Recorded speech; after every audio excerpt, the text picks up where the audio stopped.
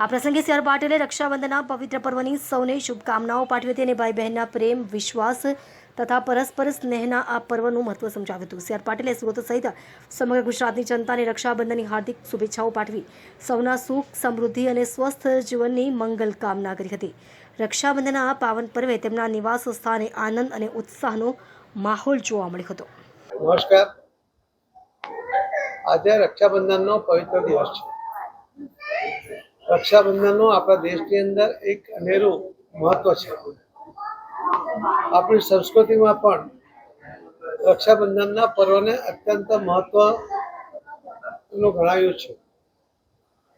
રક્ષાબંધનને દિવસે જ્યારે એક બહેન ભાઈને રાખડી બાંધે છે ત્યારે એની રક્ષાની જવાબદારી અને ભાઈનો સ્વીકારતો હોય છે. આ એક ઉત્કૃષ્ટ ભાવના આ રક્ષાબંધનના પર્વનું મહત્વ છે. આખા દેશમાં આજે રક્ષાબંધન દરેક રાજ્યમાં કોઈ પણ જાતના ભેદભાવ વગર ભાઈ અને બહેનના આ પ્રેમનું પ્રતીક આ તહેવારને ઉજવવામાં આવે છે. અને એ જ આપણી સંસ્કૃતિ છે, એ જ આપણા વિચાર છે, એ જ આપણી ભાવના છે, એ જ આપણો બહેનો પ્રતિ વિશ્વાસ અને સંકલ્પ પણ છે.